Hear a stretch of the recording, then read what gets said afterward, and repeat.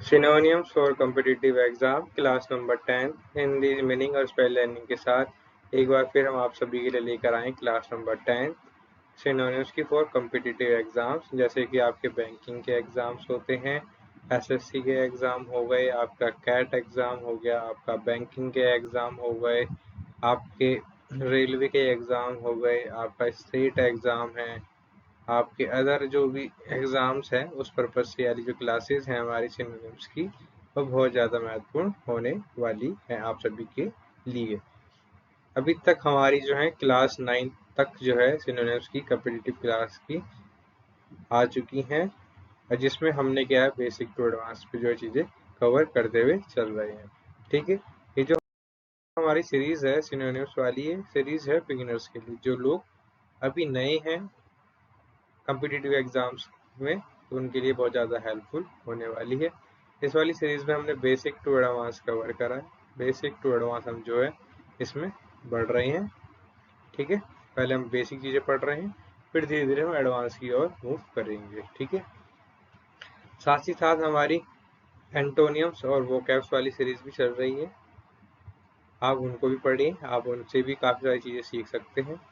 ठीक है, वहाँ से आपको एंटोनिम्स लर्न होंगे और इंग्लिश वोकैब से आपकी इंग्लिश जो है अच्छी होगी। ठीक है, तो आप इन वाली सीरीज को भी कंसीडर करें, उनको भी आप साइड पैरेलल में देखते हुए चले अपनी इंग्लिश को स्ट्रॉन्ग करने के लिए। ठीक है, नेक्स्ट अब जो है हमारा क्या है कि हमें जो है सिर्फ इंग्लिश को पढ़ना भी है, समझना भी है, स्पेलिंग लर्निंग भी करनी है।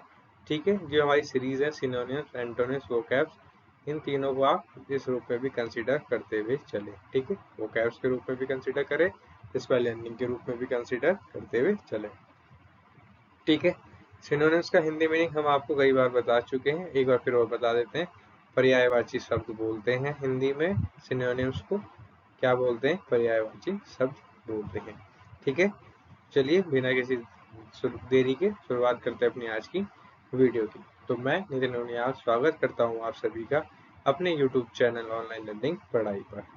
तो देखते हैं आज की वीडियो का पहला वर्ड। तो पहला वर्ड है एमिलियोरेट। एमिलियोरेट, इसका सिनोनिम्स क्या हो जाएगा? इम्प्रूव, मतलब सुधार करना, किसी चीज़ को सुधार करना। जब आपसे कोई मिस्टेक हो जाती है तब आप क्या करते हो? उस मिस्टेक को इम्प्रूव करते हो, सुधार करते हो, उस मिस्टेक को दोबारा ना करना पड़े तो आप उसके लिए क्या करते हैं? इम्प्रूव करते हैं उस चीज़ को।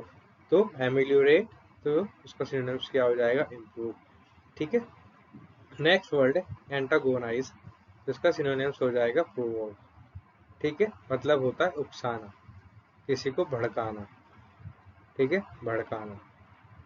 ठीक है, एंटागोनाइज का मतलब हो गया, प्रोवोक का मतलब क्या हो गया? उकसाना। ठीक है, उकसाना, भड़काना। कई बार आपने सुना होगा ये वाला वर्ड प्रोवोक, कहाँ पे? न्यूज़ चैनल के टाइम पे आपने सुना होगा, जब कहीं भीड़ भड़क जाती है, जब कहीं पे हिंसा भड़क जाती है, वहाँ पे ये वाला वर्ड यूज होता है कि प्रोवोक वाला। ठीक है, नेक्स्ट वर्ड है एसिडुअस। एसिडुअस का सिनोनिम्स क्या हो जाएगा? डिलीजेंट हो जाएगा, मतलब परिश्रमी। होते हैं ना बहुत से लोग परिश्रमी होते हैं, हार्ड वर्किंग पीपल्स होते हैं। ठीक है, कैसे पीपल्स होते हैं? हार्ड वर्किंग पीपल्स होते हैं। क्या बोलते हैं? हार्ड वर्किंग लोगों को मेहनती बोलते हैं, परिश्रमी बोलते हैं।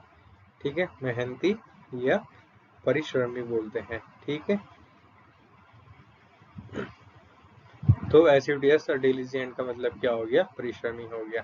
नेक्स्ट वर्ड है ऑस्टियर। ऑस्टियर का सिनोनिम्स क्या हो जाएगा? स्ट्रिक्ट, मतलब कठोर हो जाएगा। ठीक है, नेक्स्ट वर्ड है कैप्रिशियस। तो कैप्रिशियस का अनप्रिडिक्टेबल हो जाएगा, मतलब मनमौजी। होते हैं ना बहुत से लोग मनमौजी होते हैं, जो अपनी मन की करते हैं। अगर उनका मन होगा तो काम करेंगे, उनका मन नहीं होगा तो वो चीज़ें क्या करेंगे? एंजॉय करेंगे। मतलब हम उस चीज़ के बारे में प्रिडिक्ट नहीं कर सकते वो कब क्या करेंगे। ठीक है, अनप्रिडिक्टेबल होते हैं मनमौजी टाइप के लोग। ठीक है, नेक्स्ट वर्ड है कोवेंट। तो कोवेंट का सिनोनिम्स क्या हो जाएगा? कन्विंसिंग हो जाएगा, मतलब प्रभावशाली हो जाएगा। कोवेंट का सिनोनिम्स क्या हो जाएगा? कन्विंसिंग हो जाएगा, प्रभावशाली। होते हैं ना बहुत से लोग जिनका प्रभाव पड़ता है, या जिनसे प्रेरित होते रहते हैं। ठीक है, नेक्स्ट वर्ड है कॉम्प्रिहेंसिव। तो उसका सिनोनिम्स क्या हो जाएगा? कंप्लीट, मतलब समग्र। कंप्लीट का मतलब भी होता है पूरा, एक तरह से पूरा भी लिख सकते हो आप कंप्लीट को, ठीक है। कॉम्प्रिहेंसिव, कंप्लीट का मतलब तो समग्र, मतलब पूरा, पूर्ण, ठीक है। पूर्ण आप यहाँ पे एक और वर्ड लिख सकते हो, ठीक है। नेक्स्ट वर्ड है कन्वोल्यूटेड, इसका हो जाएगा कॉम्प्लिकेटेड, मतलब जटिल, ठीक है। होता है ना जटिल, बहुत से मैथ में क्या होते हैं, कठिन सवाल होते हैं, जटिल सवाल होते हैं, ठीक है। कॉम्प्लेक्स होते हैं सवाल, चीजें कैसी होती हैं, कॉम्प्लेक्स होती हैं, चीजें कैसी होती हैं, जटिल होती हैं, ठीक है। होता है ना मैथ में कई बार बहुत से क्वेश्चंस क्या होते हैं, टिपिकल होते हैं, चीजें समझना डिफिकल्ट होती है। नेक्स्ट वर्ड है डेफिएंट, तो डेफिएंट का सिनोनिम्स क्या हो जाएगा, रेबिलियस हो जाएगा। क्या हो जाएगा, डेफिएंट का सिनोनिम्स रेबिलियस हो जाएगा, मतलब विद्रोही हो जाएगा। होता है ना विद्रोही, कि जब आप किसी चीज के बारे में, आप किसी चीज के उसमें खिलाफ क्या करते हैं, विद्रोह करना शुरू कर देते हैं। जब आपको लगता है कि आपके हिसाब की चीजें नहीं हो रही, तो उसके खिलाफ क्या करते हैं, विद्रोह करना शुरू कर देते हैं, ठीक है। नेक्स्ट वर्ड है डेलीटीरियस, तो इसका सिनोनिम्स क्या हो जाएगा, हार्मफुल, मतलब हानिकारक। होता है ना कि अगर आप ज़्यादा फास्ट फूड खाओगे, ज़्यादा गंदगी में रहोगे, तो आपके लिए क्या चीज़ है, हानिकारक हो जाएगी। अगर आप ज़्यादा ही बैड हैबिट्स फॉलो करते हैं, तो वो आपके लिए क्या है, हानिकारक होता है, ठीक है। अगर आपको हमारी वीडियोस पसंद आ रही हैं, तो हमारी वीडियोस को लाइक करें, शेयर करें और ज़्यादा से ज़्यादा हमारे चैनल को सब्सक्राइब करें और भी ऐसे कंटेंट के लिए। चलिए देखते हैं नेक्स्ट वर्ड। नेक्स्ट वर्ड है डिससर्निंग, तो इसका मतलब क्या हो गया, सूझबूझ वाला। तो सिनोनिम्स क्या हो जाएगा, परसेप्टिव हो जाएगा, ठीक है। परसेप्टिव क्या हो जाएगा, इसका सिनोनिम्स हो जाएगा सूझबूझ वाला, मतलब जो बुद्धिमानी से काम लेता हो। कैसे वाला काम, कैसे, जो बुद्धिमानी से काम लेता हो, ठीक है। बुद्धिमानी से काम लेने वाला जो आदमी होता है, उसको हम क्या बोलते हैं, डिसर्निंग परसेप्टिव बोलते हैं, ठीक है, सूझबूझ वाला आदमी, ठीक है। नेक्स्ट वर्ड है एक्सटेटिक, तो इसका हो जाएगा ओवरजॉयड, मतलब अत्यंत प्रसन्न, ठीक है। मतलब होता है ना कि जब एक तो होते हैं आप जॉय, या तो आप जॉय होंगे या आप हैप्पी होंगे, तो आप मतलब क्या है, नॉर्मली पर्सन है, मतलब आप खुश हैं, ठीक है। जब आप ज़्यादा ही खुश हो जाते हैं, तो आपको क्या बोला जाएगा, ओवर जॉयड बोला जा सकता है या एस्थेटिक बोला जाता है, जब आपको ज़्यादा ही खुशी होती है किसी चीज़ को लेकर, ठीक है।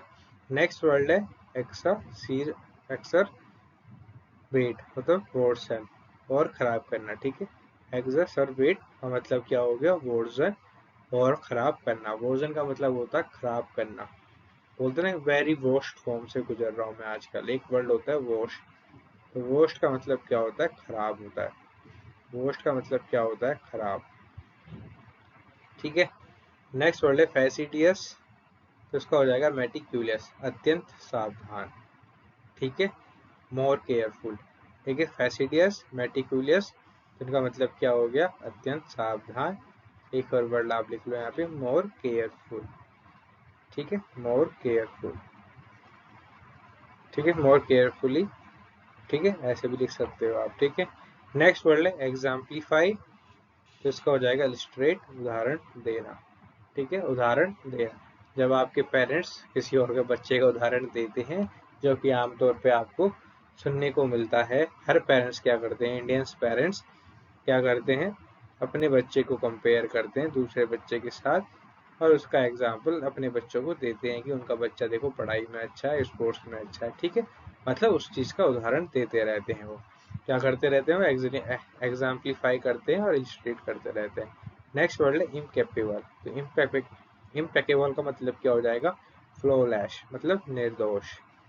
निर्दोष होता है ना, निर्दोष, जब आपने कोर्ट में सुना होगा कि उसको निर्दोष साबित कर दिया गया है, ठीक है। नेक्स्ट वर्ड है इंसेसिव, तो इसका हो जाएगा शार्प, तीक्ष्ण। होता है ना, जो ब्लेड होती है वो कैसी होती है, शार्प होती है। ब्लेड कैसी होती है, शार्प होती है, ठीक है। नेक्स्ट वर्ड है मैग्ना नीमोस, मैग्ना नीमोस जेनरस हो जाएगा, मतलब उदार हो जाएगा, ठीक है। नेक्स्ट वर्ड है ऑब्स्टिनेट, तो इसका क्या हो जाएगा, स्टबबॉर्न, जिद्दी। ऑब्स्टिनेट का सिनोनिम्स क्या हो जाएगा, स्टबबॉर्न, जिद्दी। होते हैं ना बहुत से चाइल्ड कैसे होते हैं, बहुत से बच्चे कैसे होते हैं, जिद्दी टाइप के होते हैं, जिन्हें अगर वो किसी चीज़ की जिद करने लग जाते हैं, तो क्या करते हैं, उस चीज को लेकर ही रहते हैं, उस चीज की जिद करने लग जाते हैं, तो स्टब बोर्न बोलते हैं। ठीक है, नेक्स्ट वर्ड है प्रोफाउंड। तो प्रोफाउंड का सिनोनिम्स क्या हो जाएगा, डीप, मतलब गहन। ठीक है, प्रोफाउंड का सिनोनिम्स क्या हो जाएगा, डीप, गहन।